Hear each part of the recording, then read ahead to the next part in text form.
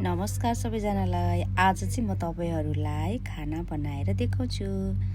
आज चाहिँ हामी कर्कलो अनि लोकल कुखुराको मासु बनाएर खाने भनेर दिदी र म लागिरहेछौँ। म चाहिँ आज बौद्धमा छु दिदीकोमा, अनि त्यही भएर मैले चाहिँ आज दिदीलाई आज म बनाएर खुवाउँछु दिदी भनेर बनाउँदैछु। सबभन्दा पहिला चाहिँ म कर्कलो बनाउँछु। हेर्नुस् होला, कर्कलो चाहिँ मलाई एकदमै मनपर्छ। अनि मैले कर्कलो पखालेर सबै रेडी गरिसकेँ। त्यसमाथि कर्कलोमा आलु पनि अनि मिसाउँदाखेरि मिठो हुन्छ, लदरो हुन्छ हैन, अनि मिठो पनि हुन्छ स्वाद। त्यही भएर पहिला चाहिँ म कर्कलो बनाउँदैछु। हेर्नु कस्तो राम्रो छ कर्कलो पनि। यो चाहिँ मैले यो कर्कलो पनि लोकल हो, उता मेरो बनेपाबाट लिएर आएको। अनि यता चाहिँ मासु पनि रेडी छ, अनि मैले मासु पखालेर रेडी बनाउँदैछु। उता कर्कलो पनि पाक्दैछ। अनि त्यसपछि कर्कलो लोकल कुखुराको मासु अनि आज खाने। अब कर्कलो पनि सिटी लागेर पाकिसक्यो। हेर्नुस् मेरो कर्कलो यस्तो भयो, कस्तो खाउँ लाग्ने भइसक्यो नि। त्यसपछि मासु पकाउन सुरुवात गर्दैछु। अनि अब मासु पकाउने, अनि त्यसपछि फर्सीको मुन्टा चाहिँ मैले बनाइसकेको छु। त्यो चाहिँ मैले यहाँ भिडियो लिन पाइनँ, त्यही भएर फर्सीको मुन्टा पनि बनाएको छु। त्यो चाहिँ अलरेडी पाकिसक्यो, अनि कर्कलो पनि पाकिसक्यो, खाना पनि भइसक्यो। अनि त्यसपछि अब चाहिँ म मासु पकाउन लागिरहेको छु। यो चाहिँ लोकल कुखुराको मासु हो। यसमा पनि रस हालेर खाने मिठो हुन्छ। अब लगभग मेरो मासु पनि पाक्न थालिसक्यो। हेर्नु यस्तो भयो मेरो मासु। अब मासुलाई पनि सिटी लगाइदिने, अनि त्यसपछि रेडी हुन्छ। मलाई त हेर्दै कस्तो खान मन लागिसक्यो। हेर्नुस् न, अझ मलाई त मासुभन्दा कर्कलो मेरो त बेस्ट हो। अनि मासु पनि पाकिसक्यो। यस्तो भयो हेर्नु, मासुमा रस हालेको छ। अब खाना खाने सुरुवात। अब चाहिँ म खाना पस्किन्छु।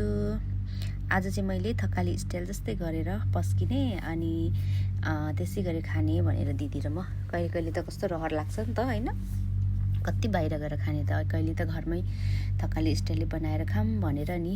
अनि यो चाहिँ अचार हो, यो चाहिँ डल्ले खुर्सानीको पेस्ट हो, अनि यो चाहिँ तामा हो, तामाको अचार, डल्ले खुर्सानी र तामा। अनि यता सलाद पनि रेडी छ, हाम्रो खुर्सानी, कागती, प्याज सबै। अनि यो चाहिँ फर्सीको मुन्टा चाहिँ मैले अलरेडी बनाइसकेको थिएँ। अनि त्यसपछि अब चाहिँ म कर्कलो हाल्दैछु।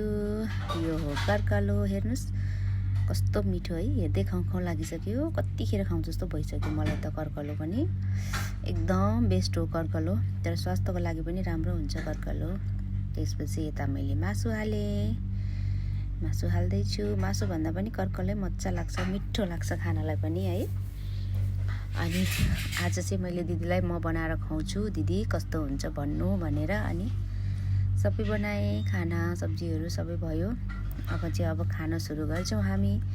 अनि मैले चाहिँ दिदीलाई तपाईँ खाएर भन्नु मलाई कस्तो भयो आजको टेस्ट स्वाद भने। अनि दिदीले खाँदै हुनुहुन्छ। खाएर दिदीले भन्नुभयो मिठो रहेछ, मिठो भयो आज भनेर दिदी चाहिँ गम खाँदै हुनुहुन्छ। त्यसपछि मलाई पनि कस्तो भोक लागिसकेको थियो।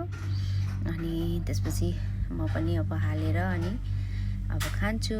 अनि दिदीले पनि मिठो छ, अब तिमी पनि खाऊ भन्नुभयो। अब हेर्नुस् म पनि खान लागेँ। सबभन्दा पहिला चाहिँ मैले मासु टेस्ट गरेँ, मिठो रहेछ, एकदम मिठो भएछ। मलाई प्राय आफूले बनाएको खाना त्यति मन पर्दैन, तर आज चाहिँ एकदमै मिठो भएछ, थकाली स्टाइलले बनाएर खाएको। अनि त्यसपछि मैले मुन्टा पनि खाएँ, मिठो। अनि त्यसपछि चाहिँ कर्कलो चाहिँ मलाई यति मनपर्छ है। कर्कलो भयो भने मलाई त अरू केही तरकारी चाहिँदैन, कर्कलो भयो भने बस पुग्छ। भात पनि धेरै रुच्छ। अनि त्यसपछि कर्कलो, मासु, भात, खुर्सानी टोक्दै मिठो मानेर खायौँ हामी दिदी बहिनीले। आज मिठो भयो खाना पनि, स्वाद पनि मिठो भयो। कर्कलो मासु खाना खाँदै दुईजना खायौँ, मिठो भयो। अनि खानासाना खाएर अनि हामी चाहिँ हाम्रो काम थियो। त्यसपछि खानासाना खाएर हामी चाहिँ अब एकछिनमा बाहिर निस्किन्छौँ। अहिले चाहिँ हजुरहरूलाई आजको मैले बनाएको कर्कलो अनि मासु देखाएको नि। मिठो भयो, म पनि गम गम गम खाँदैछु। यस्तो मिठो भयो मलाई त है, कस्तो भोक पनि लागिरहेको थियो बनाउँदा बनाउँदा। त्यसपछि मैले गम गम गम गम खाएँ। हेर्नु न कस्तो, तपाईँहरूलाई खान मन लागेन? अनि त्यसपछि मैले गम गम गम गम खाएँ अनि हात पनि चाटेँ, किनभने कस्तो मिठो लागिरहेको थियो नि त मलाई अझ पनि। अनि आजको लागि यति नै, हस् त, बाई बाई।